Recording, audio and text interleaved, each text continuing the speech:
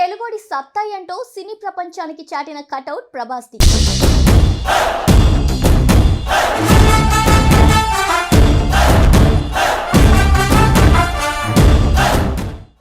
బాహుబలి నుంచి మొదలైన ఈ సునామీ సినిమాకు పెరుగుతూనే ఉంది.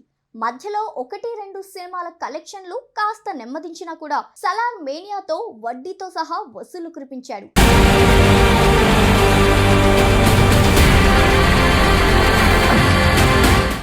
హై ఎక్స్పెక్టేషన్స్ మధ్య విడుదలైన సలార్ సినిమా 13 రోజులకు గాను ఏకంగా 650 కోట్ల కలెక్షన్స్ తో దూసుకెళ్తుంది. ఇక ప్రశాంత్ నీల్ దర్శకత్వంలో వచ్చిన సలార్ సినిమా ప్రపంచ వ్యాప్తంగా పెద్ద ఎత్తున మాస్ క్రౌడ్ ని అట్రాక్ట్ చేసింది.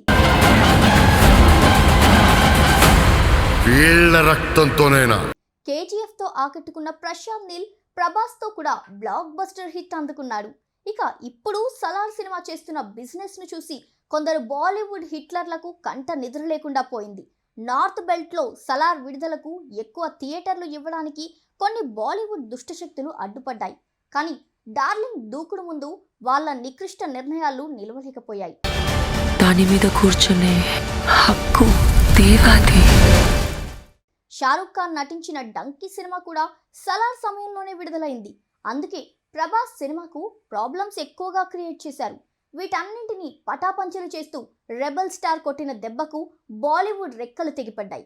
ఇక ఊహాతీతమైన కలెక్షన్స్ తో సలార్ ప్రభంజనం ప్రపంచవ్యాప్తంగా కూడా కొనసాగుతూనే ఉంది. నిన్నెవ్వడూ ముట్టుకోకూడదు.